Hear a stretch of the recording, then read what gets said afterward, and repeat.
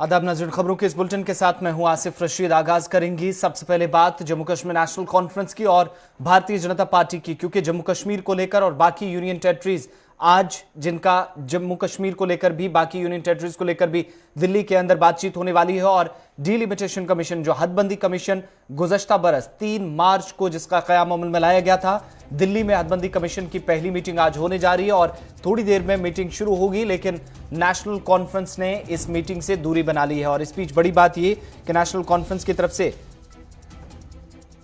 जब मीटिंग से दूरी बनाई गई है तो नेशनल कॉन्फ्रेंस ने तंजीम 9 एक्ट 2019 को गैर आईनी करार देते हुए इस मीटिंग का हिस्सा न बनने के लिए पहले ही एक तहरीरी मकतूब रवाना किया है चेयरमैन को, इस जिनकी सरबराही में आज मीटिंग होने वाली है।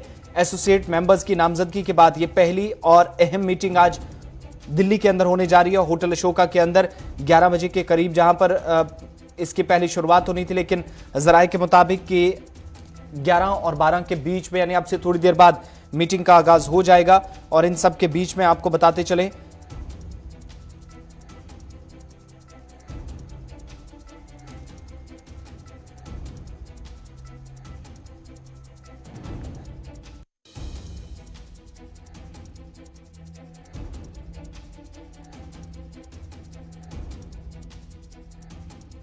मीटिंग होने जा रही है। और इस बीच जम्मू कश्मीर नेशनल कॉन्फ्रेंस ने मीटिंग ने अलहदगी का इख्तियार किया है हदबंदी कमीशन के लिए। एसोसिएट मेंबर्स की नामजदगी जब हुई तो उसके बाद यह पहली मीटिंग होगी। नेशनल कॉन्फ्रेंस ने चेयरपर्सन को तहरीरी मकतूब रवाना किया है और जिनकी सरबराही में आज कमेटी का इजलास होना है, मीटिंग होनी है। पहली मीटिंग इस साल की जम्मू कश्मीर को लेकर भी खाका खींचा जाएगा।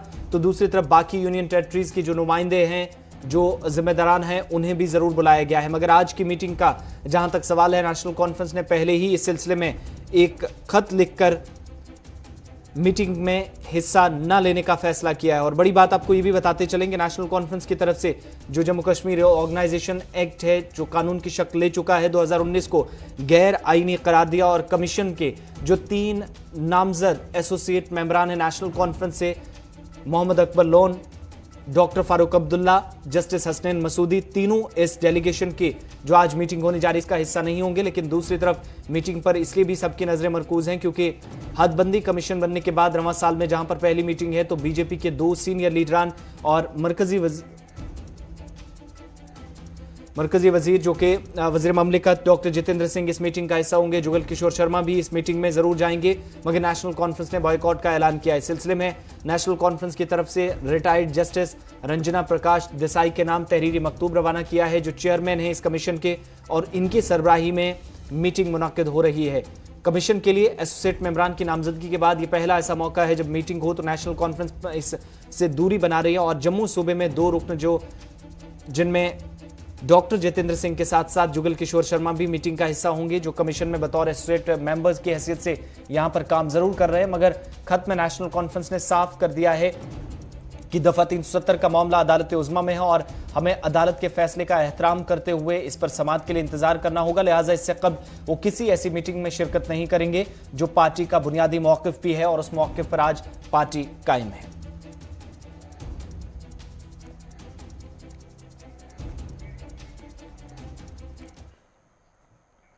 बढ़ते हैं आगे। बात उस सफारतकारों के वफद की जो जम्मू कश्मीर के दौरे पर है। दौरे का आज आखिरी दिन है। कल ये वफद श्रीनगर हवाई अड्डे पहुंचा था और उसके बाद मीटिंग्स का दौर शुरू हुआ था। मुख्तलिफ अवामी वफूद से, सियासी और समाजी वफूद से मुलाकातें हुई थी। लेकिन इस वक्त वफद जम्मू पहुंच रहा है और थोड़ी देर में मुलाकातों का सिलसिला जम्मू के अंदर चीफ जस्टिस जे एंड के हाई कोर्ट से लेकर बाकी तमाम लोगों तक होगा। अवामी नुमाइंदों से मुलाकात करेगा ये वफद। लेकिन आज 24 ममालिक के जो रुकन हैं, जो नुमाइंदे हैं, वो इस वक्त जम्मू कश्मीर में हैं। फौज ने सफारतकारों को सलामती सूरत हाल पर थोड़ी देर पहले ब्रीफिंग दी है।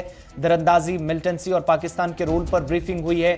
अब तक जो सूरत हाल जम्मू कश्मीर के अंदर रही है उसमें पाकिस्तान का हाथ क्या रहा है, क्या करने की कोशिशें सरहद पार से हुई है, उन तमाम पर ब्रीफिंग दी गई है। लेकिन मिलिटेंसी और दरअंदाजी के वाकयात में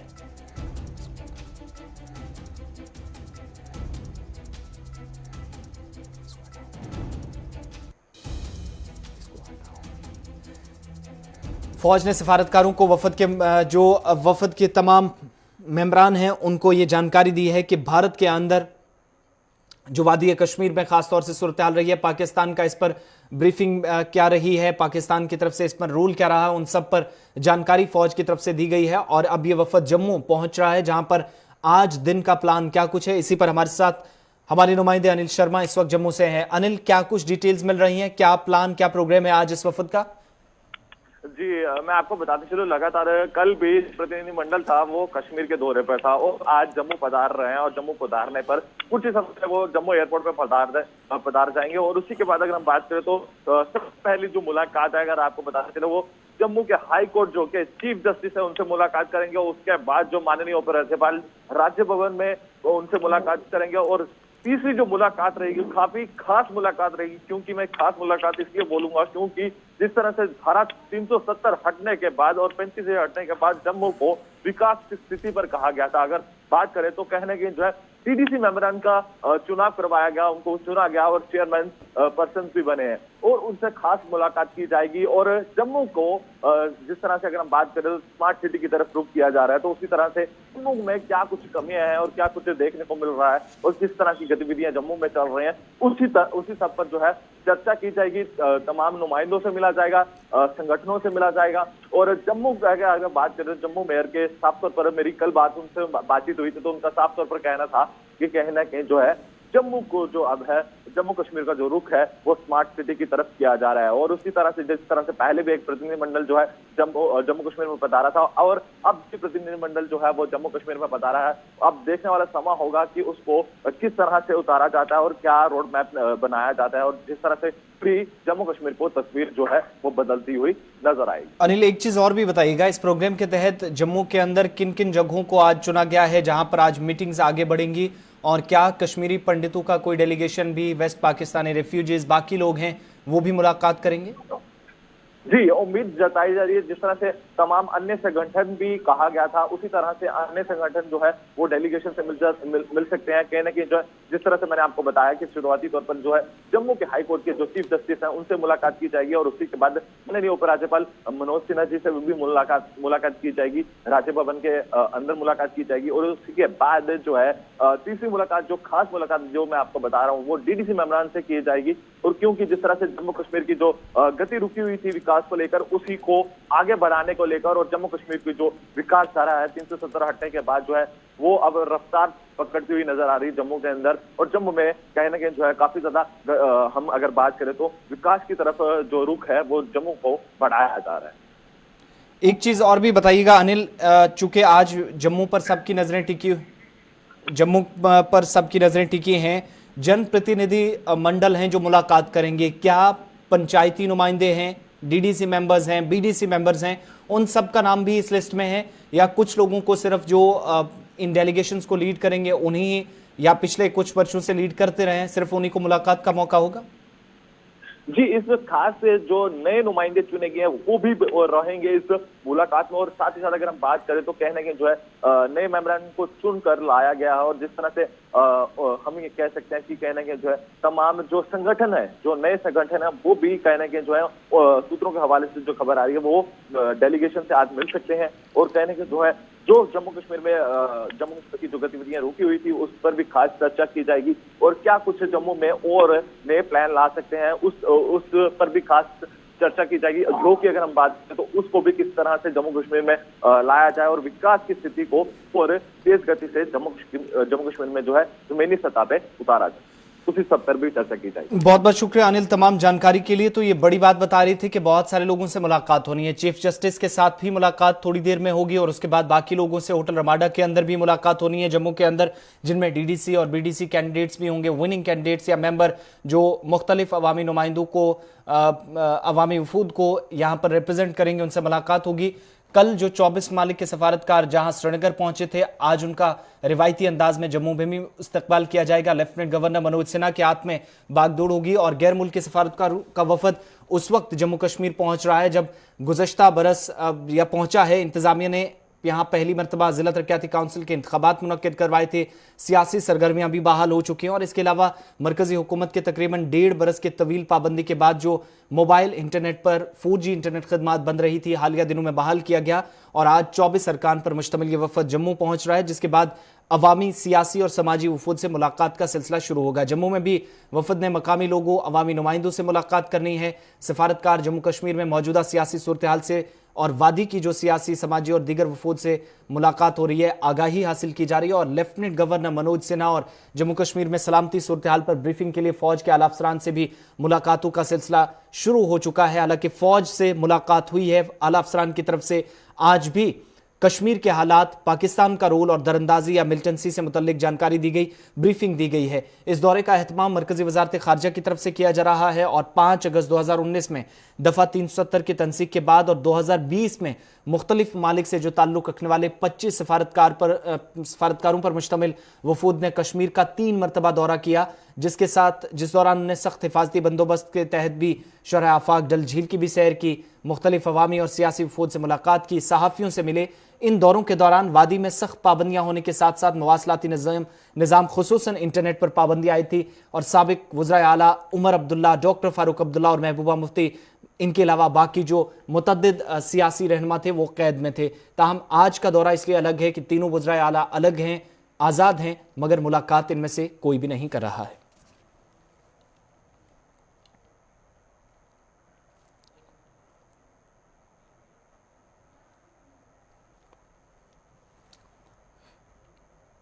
बटमालू श्रीनगर में दौरान शाहबाग की एक वारदात नमूदार हुई, जिसमें एसएसबी के 7 बराक नजर आतिश हुए हैं। इस बीच आग की वारदात में एसएसबी कॉम्प्लेक्स में भारी नुकसान की खबरें सामने आई हैं। टो ग्राउंड में 136 कनाल अराजी पर बने ये कैंप, जिसमें ये बराक मौजूद है, शामिल हैं, जहां उन्हें भारी नुकसान पहुंचा और इब्तदाई रिपोर्ट्स के मुताबिक करीब 3 बजे रात ये आग लगी और उसके बाद फायर सर्विसेज अमले को मुतहरिक किया गया। बाकी टीमें यहां पर पहुंच गई, लेकिन आग पर जब तक काबू पाया जाता 7 बराक नजर आतिश हो चुके थे, जिसमें हथियारों का नुकसान हुआ है। हालांकि किसी तरह के नुकसान से बचने के लिए यहां पर तमाम कोशिशें की जा रही है, क्योंकि काफी ज्यादा यहां पर जो धमाका खेज मवाद भी है वो हो सकता है, इस तरह की जानकारी आ रही है। मगर अच्छी खबर है कि किसी तरह का जानी नुकसान इस आग की वारदात में नहीं हुआ है।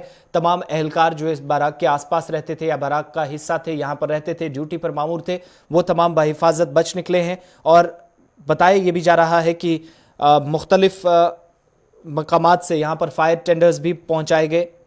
उसके साथ साथ मकामी सतह पर भी टीमों ने कोशिश की, लेकिन किसी तरह का नुकसान, जो हालांकि माली नुकसान काफ़ी ज़्यादा हुआ है, जान का कोई नुकसान अभी तक नहीं हुआ। 2015 के बाद दूसरा इस तरह का बताया जाता है कि यहाँ पर यह वाक़या पेश आया है जब साबिका सरकार में यहाँ पर ये बराक्स बनाई गई थी। उस वक्त यहाँ पर कैंप कायम किया गया था, उसमें मज़ीद तोसी की गई थी, जो ढांचा है उसमें मज़ीद यहाँ पर उसको बढ़ाया गया था। लेकिन आग की ये दूसरी ऐसी वारदात पेश आई है। फिलहाल जानी नुकसान की कोई इतला नहीं, बटमालू में लगी इस आग में जहाँ पर 7 फौज के जो बराक हैं वो इस वक्त नजर आतिश हुए हैं।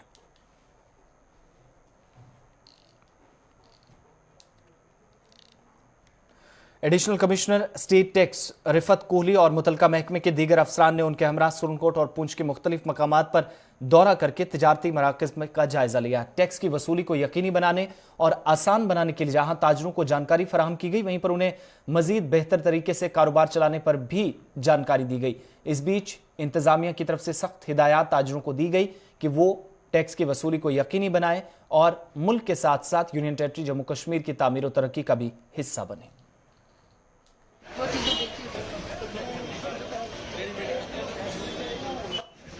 चाहे वो हमारे कॉन्ट्रैक्टर्स हैं, चाहे हमारे शॉपकीपर्स हैं, या कोई इंडस्ट्री का काम कर रहे हैं, या कोई भी जो जहाँ पे उनका टैक्स उनको बनता है, उनको देना है, तो वो प्लीज़ दे दीजिए। अगर उनका कोई इशू है वो हमारे पास आएँ, मैं, मेरे पूरे स्टाफ मेंबर्स, हम बिल्कुल उनकी मदद करेंगे, हेल्प करेंगे। पर एट द सेम टाइम हम टैक्स इवेजन जो है उसको आगे बर्दाश्त नहीं करेंगे। आज हमारा यही मकसद था कि रेवेन्यू कलेक्शन हमारा स्ट्रेंथन हो, क्योंकि रेवेन्यू आएगा तो स्टेट की भी तरक्की होगी और मुल्क की भी, और ये हमारी भी, आपकी भी, सब स्टेक होल्डर्स की जिम्मेवारी है कि हम इस पर काम करें। टाउन हॉल कुपवारा में आज महकमा हैंडीक्राफ्ट्स की जानिब से टाउन हॉल में जहां पर एक वर्कशॉप का एहतमाम किया गया। डिप्टी कमिश्नर कुपवारा इमामदीन मेहमान खुसूसी इस प्रोग्राम में शामिल हुए, बतौर मेहमान खुसूसी मौजूद रहे और इस प्रोग्राम में ज़िले के तमाम ट्रेनीज के अलावा मुख्तलिफ महकमे के अफसरान भी मौजूद थे, जहां पर असिस्टेंट डायरेक्टर ने बताया कि जिले में 15,000 के करीब नौजवान लड़कियों जिन्हें या फिर घरेलू औरतों को मज़कूरा महकमे ने ट्रेनिंग दी है, तरबियत फराम की है, ताकि मकामी सतह पर रोजगार के मौके ज़्यादा से ज़्यादा पैदा किए जा सकें।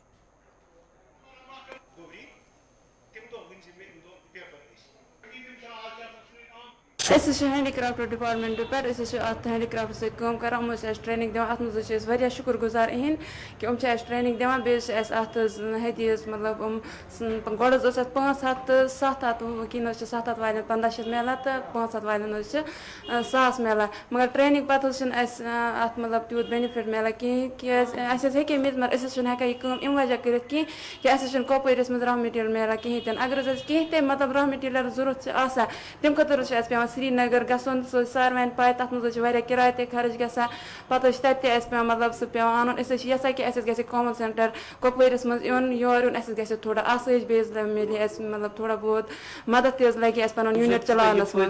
जो ये हमारे डिपार्टमेंट का एक तो रेगुलर काम है जो हम करते ही हैं कि हमारा जो ट्रेनिंग देते हैं उसके अलावा हमें इनको बाद में क्रेडिट भी प्रोवाइड कराते हैं और इनके जो हम मार्केट के साथ कनेक्ट करने के लिए भी जो हमारे इनिशिएटिव्स हैं वो चलते ही हैं। पर जो आपने सेंट्रल स्कीम्स के बारे में पूछा है तो उस सिलसिले में भी यहाँ पे टाइम टू टाइम हमें फ़ंड्स आते रहते हैं, जैसे कि हमारे जो कुपवाड़ा है ये एस्पिरेशनल डिस्ट्रिक्ट है तो उसके अंदर हमें नीति आयोग से फ़ंड आते हैं जो कि अभी हमारे इसी साल ख़त्म हुआ है। हमारा 4 सेंटर्स उसके अंडर चल रहे थे। उसके अलावा ये बॉर्डर डिस्ट्रिक्ट है जैसे तो बॉर्डर एरिया डेवलपमेंट प्रोग्राम के अंदर भी हमें फ़ंड्स आते हैं और उसके अलावा अर्बन स्कीम है तो इसी तरह से टाइम टू टाइम और टीएसपी है ट्राइबल सब प्लान जो होता है इसी तरह से टाइम टू टाइम उसके अंदर फंड्स आते रहते हैं तो हमारे सेंटर्स उनके अंदर भी चलते रहते हैं। ज़रई इस्लाहत के खिलाफ किसानों का एहतजाज जारी है और तहरीक के 85 रोज आज मुकम्मल हो गए हैं। इधर किसानों की तरफ से मुल्क भर में आज 4 घंटों के लिए रेल चक्का जाम का ऐलान किया गया है। रेल रोको तहरीक शुरू हुई है जहां दोपहर 12 बजे से अब से कुछ देर बाद शाम 4 बजे तक रेल सर्विस को मुतासिर होना पड़ेगा, क्योंकि आज रेल रोको तहरीक की झलक देखने को मिलेगी और किसानों की तरफ से रेल खदमात को बंद कराया जाएगा। सिंघू बॉर्डर पर भी ज़रई कवानीन के खिलाफ किसानों के एहतजाज के पेश नज़र बॉर्डर पर सिक्योरिटी फोर्सेज की तैनाती अमल में लाई जा रही है। इधर मुख्तलिफ मकामात पर जिन जिन रास्तों से ट्रेन का गुजर होना है रेलवे ट्रैक्स पर किसानों ने आज मुतअद्दिद मकामात पर बड़े पैमाने पर एहतजाज दर्ज कराने के लिए तैयारियां सुबह से कर ली हैं। वहीं दिल्ली पुलिस के स्पेशल सेल की टीम ने भी जहां पर मुख्तलिफ मकामात पर सिक्योरिटी बढ़ाई है, तमाम मकामात पर नज़र रखी जा रही है। उधर पंजाब और हरियाणा तक व जनूबी भारत के हिस्सों में भी ट्रेन रोको या रेल रोको तहरीक को आज इन 4 घंटों को मद्देनजर रखते हुए सख्त हिफाजती बंदोबस्त मुकम्मल कर लिए हैं। 12 ਤੋਂ 4 ਵਜੇ ਤੱਕ ਰੇਲ ਦਾ ਚੱਕਾ ਜਾਮ ਕਰਨਾ ਹੈ ਕਿਉਂਕਿ ਜਿਹੜੀ ਕੇਂਦਰੀ ਸਰਕਾਰ ਹੈ ਕਿਸਾਨਾਂ ਦੇ ਬਾਰੇ ਬੜੀ ਬੇਰੁਖੀ ਉਹਨਾਂ ਨੇ ਧਾਰਨ ਕੀਤੀ ਹੋਈ ਹੈ। ਕੇਂਦਰ ਸਰਕਾਰ ਦੇ ਮੰਤਰੀ ਪਾਰਲੀਮੈਂਟ 'ਚ ਪ੍ਰਧਾਨ ਮੰਤਰੀ ਬੜੇ ਗੈਰ ਜ਼ਿੰਮੇਵਾਰਾਨਾ ਜਿਹੜੇ ਬਿਆਨ ਦੇ ਰਹੇ ਹੈ। ਉਸੇ ਸੰਘਰਸ਼ ਨੂੰ ਅੱਗੇ ਚਲਾਉਂਦੇ ਹੋਏ ਅੱਜ ਸੰਯੁਕਤ ਮੋਰਚੇ ਵੱਲੋਂ ਸਾਰੇ ਪੰਜਾਬ ਭਰ 'ਚ ਚੱਕਾ ਜਾਮ ਕਰਨਾ ਹੈ। ਤੁਸੀਂ ਕਿੱਥੇ ਬੈਠੇ ਹੋ ਸਪੌਟ? ਅਸੀਂ ਇਹ ਸ਼ੰਭੂ ਜਿਹੜਾ ਹੈ ਸ਼ੰਭੂ ਰੇਲਵੇ ਸਟੇਸ਼ਨ ਦੇ ਨਾਲ ਜਿਹੜਾ ਪੁਲ ਹੈ ਓਵਰਬ੍ਰਿਜ ਦੇ ਨੀਚੇ ਅਸੀਂ ਪਹਿਲਾਂ ਵੀ ਅਸੀਂ ਇੱਥੇ ਧਰਨਾ ਲਾਉਂਦੇ ਰਹੇ ਹਾਂ ਜਦੋਂ ਲੰਬਾ ਤੌਰ ਤੇ ਪਹਿਲਾਂ ਟਰੈਕ ਰੋਕੇ ਸੀਗੇ। ਅੱਜ ਵੀ ਅਸੀਂ ਉਸੇ ਜਗ੍ਹਾ ਤੇ ये चक्का जाम करने जा रहे हैं। रेल तो चली नहीं रही, हम तो कह रहे हैं कि भारत सरकारों को रेल चलवाओ। रेल चल कहाँ रही? रेल तो ये बेचने का प्लान बना रहे, प्राइवेट रूट को दे रहे। रेल चली नहीं रही, रेल है कहाँ? एक आधी ट्रेन कोई आवे नहीं। वहाँ पे किसान अपने आंदोलन करते रहते हैं, पूरे महाराष्ट्र में, कर्नाटक, तमिलनाडु सब जगह आंदोलन चलते, क्योंकि दिक्कत है पूरे देश के किसान। एमएसपी मिल जाएगी तो उसका लाभ पूरे देश के किसानों को होगा। एमएसपी और एमआरपी दोनों तय होनी चाहिए।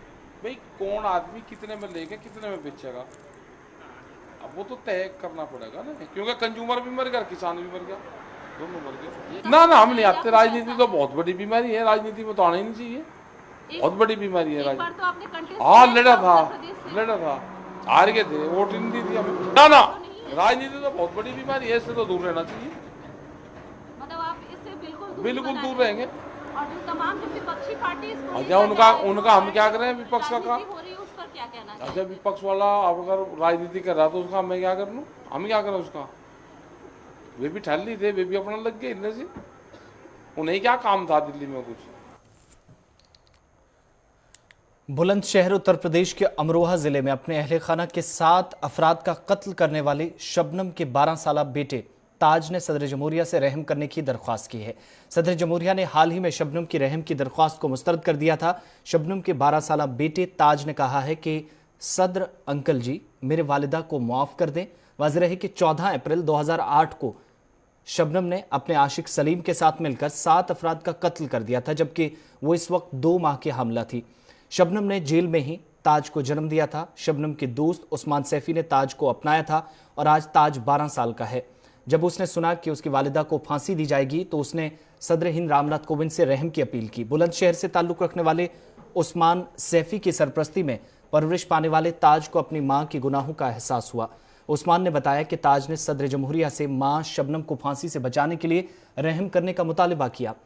उस्मान बताते हैं कि शबनम को 21 जनवरी को रामपुर जेल में रखा गया था, जहां ताज ने अपनी वालिदा से मुलाकात की और शबनम ने ताज को यहां पर टॉफियां और रुपए भी दिए। लेकिन अब जब वालिदा की फांसी की सजा की खबर उस तक पहुंची तो सदर हिंद से रहम की दरख्वास्त लेकर आज एक बार फिर दिल्ली पहुंच गए।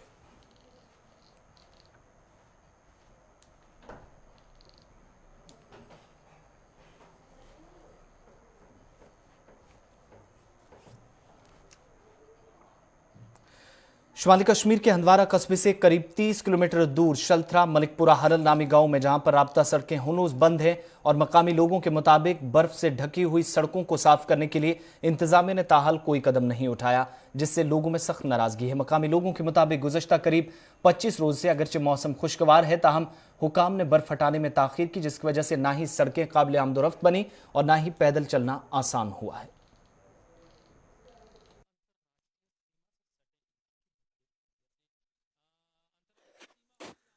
हम शिलथरा मलिकपुरा से बोल रहे हैं। यहाँ की आवाम में जो है कि हम सब यहाँ खड़े हैं। ये शिलथरा मलिकपुरा जो रोड जा रही है, इसकी बर्फ़ इस वक्त भी आज चल रही है। फरवरी 16 इस तारीख तक भी नहीं हटाई गई। आप देख सकते हैं पूरी बर्फ़ की बर्फ़ रोड से भरी हुई है। लेकिन हमने बहुत बार ठेकेदारों को फ़ोन किया कि ये बर्फ़ उठा, बोला अभी इसको ये है वो है। लेकिन जो जिस रोड के साथ ये बनी थी शिलथरा रोड के साथ, उसको तेल भी पड़ गया है। ये तब से इसको कम से कम अब इसका टाइम भी खत्म होने वाला है। लेकिन यहाँ कोई जेसीबी नहीं आई, शिलथरा से वापस हो गई। हम ये PMGSY का डिपार्टमेंट है और शिलथरा स्कीम है। ये शिलथरा मलिकपुरा को ये रोड जा रही है। हम कम से कम ये 40 चूल्हा हैं। 40 चूल्हे के जो हम आबादी हैं। कल कुछ दिन पहले हमें एक औरत खातून बीमार पड़ गई, तो उसे हमें 4 किलोमीटर चारपाई पे उठा के हेरल पोस्ट ऑफिस आता है, हमें वहाँ तक पहुँचाना पड़ा। लेकिन यहाँ कोई रोड पे ये बर्फ ही नहीं उठाई थी। जनूबी कश्मीर के शोपियां बुत्थू में लोगों ने जहां पर सुमो स्टैंड के गगरन मुंतकिल किए जाने के खिलाफ एहतजाज किया। मकामी लोगों के मुताबिक अगरचे इंतजामिया की जानिब से ट्रैफिक जाम से निजात दिलाने के लिए सुमो स्टैंड को दूसरी जगह मुंतकिल करने का फैसला किया गया, ताहम मुलाजमीन, ताजर, तलबा, बिलखुसूस मरीज और तीमारदार फैसले से मुतासिर हो रहे हैं। लिहाजा इंतजामिया फैसले पर नजरसानी करे। यहाँ पे पहले सोमू स्टैंड हुआ करता था। गवर्नमेंट ने ट्रैफिक जाम के मद्देनजर अपना फैसला लिया, उन्होंने यहाँ से वो सोमू स्टैंड शिफ्ट किया। उसके बाद से यहाँ पे इतना मेस है, पैदल चलना महाल है, इतनी गाड़ियां हैं, दीवार बंदी होती है, चलने फिरने के लिए सड़क नहीं बचती है।